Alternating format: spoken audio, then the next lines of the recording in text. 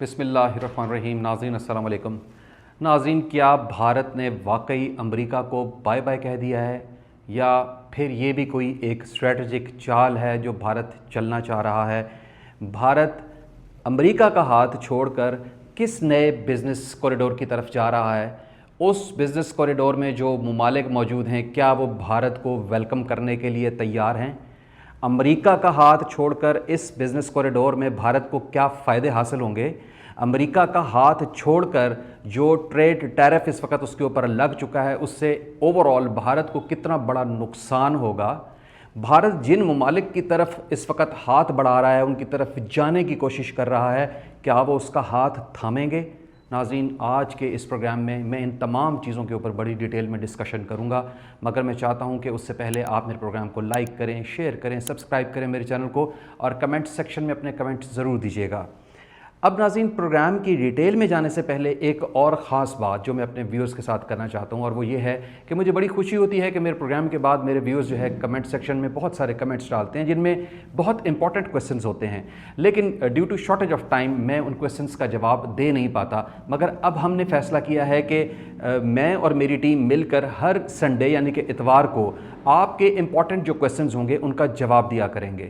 لہٰذا اس سنڈے کو بھی ایگزیکٹلی وہی ٹائم جس پہ میری ویڈیو ریلیز یا پبلش ہوتی ہے، اس ٹائم پہ جو ہے ہمارا پروگرام وہ ہوگا جس میں آپ کے دیے ہوئے سوالوں کے میں جواب دوں گا، آپ کا نام مخاطب کر کے یہ جواب دوں گا۔ ناظرین، بھارت جو ہے وہ روس کے ساتھ جس تجارتی تعاون کے ذریعے ایک بہت بڑا منافع کمانا چاہ رہا تھا، اس سے 2 گنا اس کو نقصان اٹھانا پڑ گیا ہے۔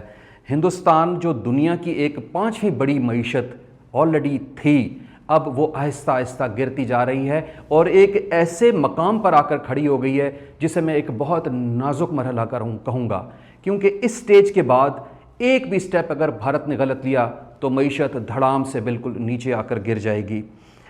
صدر ڈونلڈ ٹرمپ اور جو یورپی کنٹریز ہیں جو کہ یوکرین کو سپورٹ کر رہے ہیں، انہوں نے بارہا بھارت کو یہ انڈیکیٹر دیا کہ آپ روس کے ساتھ جو آپ کا تجارتی معاملات ہیں ان کو بند کر دیں۔ روس کے اوپر بڑی پابندیاں لگ چکی ہیں، اس سے سستا تیل لینا بند کر دیں، لیکن مودی سرکار اس سے باز نہیں آیا، جس کی وجہ سے ٹرمپ پہلے جس غصے میں تھے انہوں نے وہاں پر اناؤنس کیا آج سے 1-1.5 مہینہ پہلے کہ میں بھارت کے اوپر 25% جو ہے ٹیرف عائد کروں گا مختلف commodities per.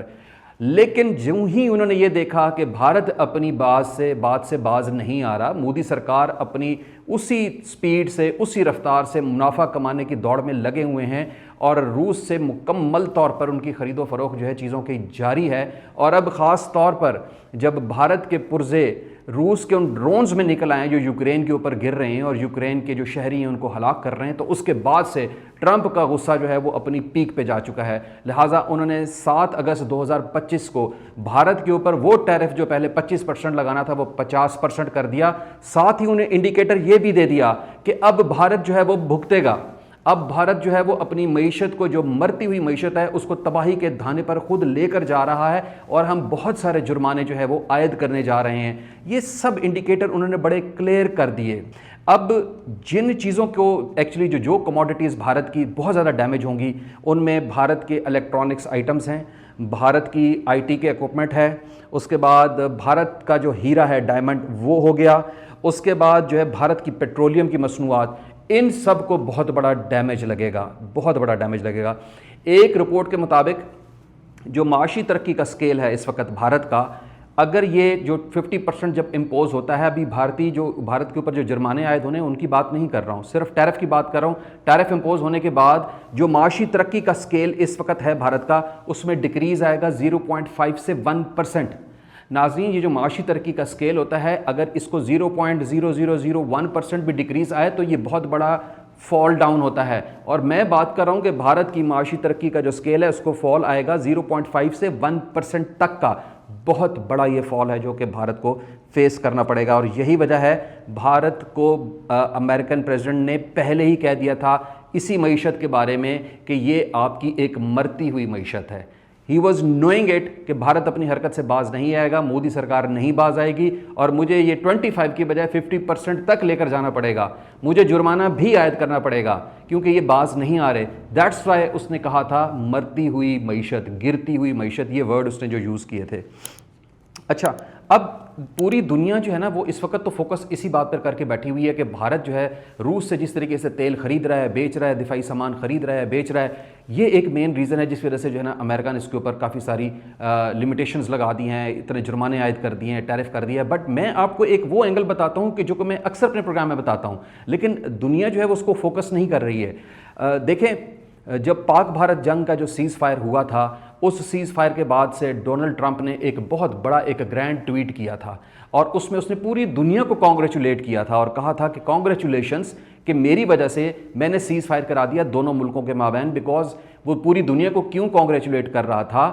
He was knowing کہ اگر یہ میں نے جنگ نہ رکوائی تو یہ ایک بہت بڑی جنگ میں تبدیل ہو جائے گی.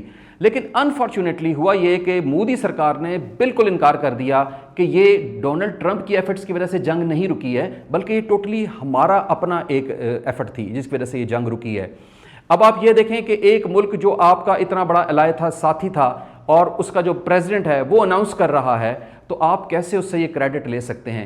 یہی وہ دن تھا actually, that was the first day جب امریکن پریزیڈنٹ نے فیصلہ کیا کہ اس سے پہلے میں نے جتنی بھی چھوٹ انڈیا کو دی ہوئی تھی اب میں اتنی ہی کڑی نظر انڈیا کے اوپر رکھوں گا. اور یہی وجہ ہوئی کہ چھوٹی چھوٹی چیزیں انڈیا کے سامنے آتی رہیں، اور پھر ڈیلی ایک ٹویٹ ہم نے دیکھا جو انڈیا کا اگینسٹ ٹرمپ نے کیا. تو یہ ایک بہت بڑی ایک ریزن تھی جو میں ضرور بتانا چاہ رہا تھا.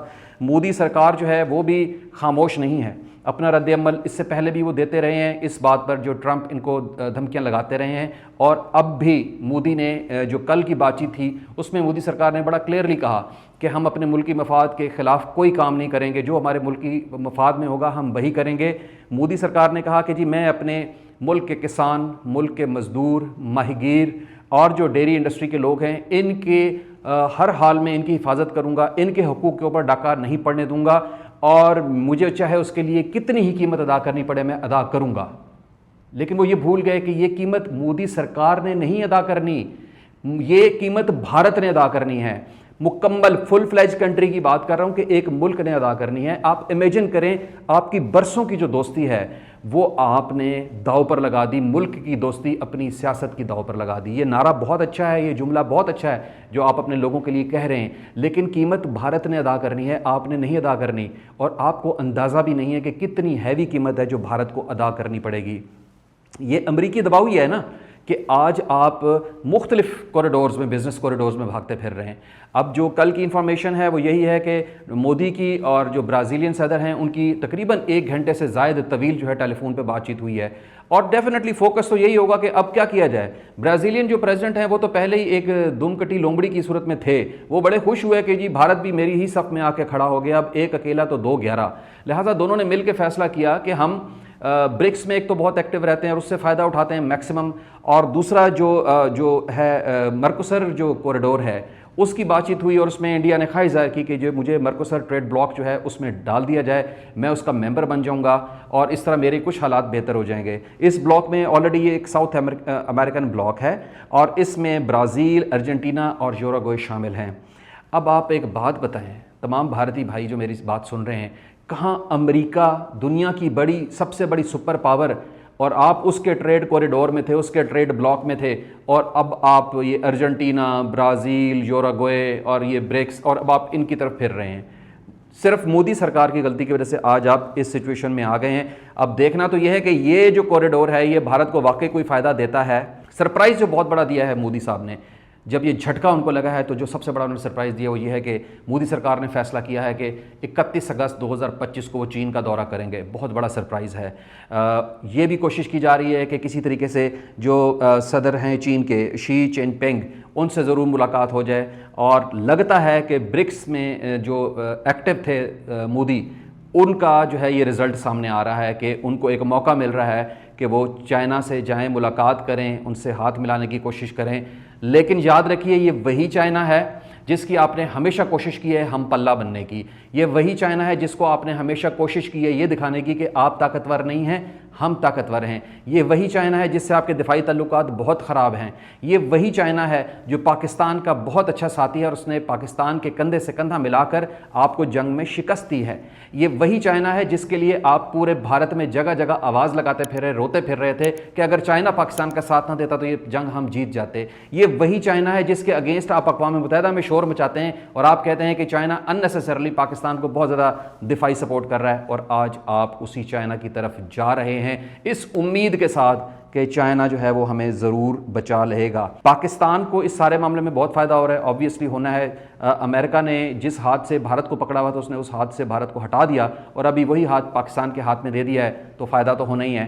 اور یہی وجہ ہے کہ جو پاکستان کے اوپر ٹیرف لگانے کے پلان کیا گیا تھا 29%، وہ ریڈیوس کر کے 19% تک کر دیا گیا ہے۔ لیکن پروگرام چونکہ ناظرین ہے ہی بھارت سے ریلیٹڈ، لہٰذا میں فوکس بھارت پہ رکھوں گا۔ بہت سارے سوالات جنم لے رہے ہیں، مثلا یہ کہ دیکھنے کی بات تو یہ ہوگی کہ ایکچولی بھارت جب چائنا جاتا ہے تو اس کو وہاں سے آگے رسپانس کیا ملتا ہے۔ دیکھیں بھارت کے پاس 4 ایک میجر آپشنز رہ جاتے ہیں امریکہ کو چھوڑ کے۔ پہلا آپشن اس کے پاس رشیا ہے، وہی رشیا جس کی وجہ سے بھارت جو ہے وہ امریکہ سے ہاتھ دھو بیٹھا ہے، امریکہ اس سے ناراض ہو گیا ہے۔ کیا وہ رشیا بھارت کی مدد کر سکے گا جبکہ وہ خود ایک جنگ میں ہے؟ وہ بھارت کی میکسم صرف وہی مدد کر سکتا ہے جو وہ کر رہا ہے، سستا تیل بیچ دے گا، سامان خریدے گا، اس سے پرزے لے گا، ڈرونز میں ڈالے گا، اس کے علاوہ وہ کیا کر سکتا ہے؟ اس کے بعد جو سیکنڈ ہے برکس میں یس آئی ایگری، وہ کافی ایکٹیو ہے انڈیا، اور انڈیا کو اس سے فائدہ ہو سکتا ہے۔ تھرڈ جو ہے وہ اب آپ کا بن جاتا ہے جس یہ مرکوسر جو ٹریڈ بلاک ہے اس میں وہ جاتا ہے، تو یہ دیکھنے کی بات ہے کہ وہ ٹریڈ بلاک میں جو کنٹریز ہیں وہ بھارت کے ساتھ ٹریڈ کن پیمانوں پر، کن رولز پر کرتے ہیں، تو اس سے فائدہ کیا ہوتا ہے یا نہیں ہوتا ہے۔ سب سے بڑی جو بات ہے وہ چائنا ہے، کیونکہ چائنا اس وقت دنیا میں ایک بہت بڑا مائٹی ٹریڈ ایک سیٹ اپ بن چکا ہے۔ تو کیا چائنا واقعی بھارت کو شیک ہینڈ کرے گا، اس کو ویلکم کرے گا، اس کی بات سنے گا، سمجھے گا، اس کے ساتھ ٹریڈ میں آئے گا، جو ٹریڈ میں اس کا نقصان آلریڈی ہو رہا ہے اس کو کور کر سکے گا یا نہیں؟ یہ آنے والا وقت بتائے گا۔ لیکن ایک بات ضرور یاد رکھیے گا، چائنا ایک چیز ضرور جانتا ہے، چائنا اور پاکستان کی جو دوستی ہے وہ پوری دنیا کے سامنے ہے اور دنیا اس کی مثالیں دیتی ہے، اور چائنا اور پاکستان دونوں کو یہ معلوم ہے کہ ہماری دوستی کی مثالیں پوری دنیا دیتی ہے۔ لہٰذا چائنا کو یہ 1 لائن بہت اچھی طرح زبانی یاد ہے، اور وہ 1 لائن کیا ہے کہ دوست کا دشمن میرا دشمن۔ اب آگے میں کچھ نہیں بولتا، ڈیپینڈ کرتا ہے کہ بھارت اپنی سفارتکاری کے ذریعے واقعی چائنا کے ساتھ تعلقات اچھے کر سکتا ہے یا نہیں، یہ آنے والا وقت بتائے گا۔ مجھے امید ہے کہ آپ کو میرا پروگرام پسند آیا ہوگا، اگر آیا ہے تو اس کو ضرور لائک کریں، شیئر کریں، سبسکرائب کریں میرے چینل کو، کمنٹ سیکشن میں اپنے کمنٹ ضرور دیجیے گا۔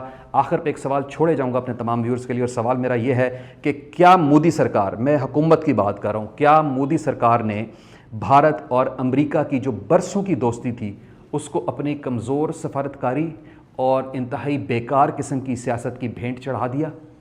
Question mark. اگر آپ کو لگتا ہے کہ آپ کے پاس اس کا کوئی سالڈ آنسر ہے تو کمنٹ سیکشن میں ضرور دیجیے گا۔ آج کے پروگرام میں اتنا ہی، کل حاضر ہو جاؤں گا ایک نئے ٹاپک کے ساتھ۔ اجازت دیجیے، اللہ حافظ۔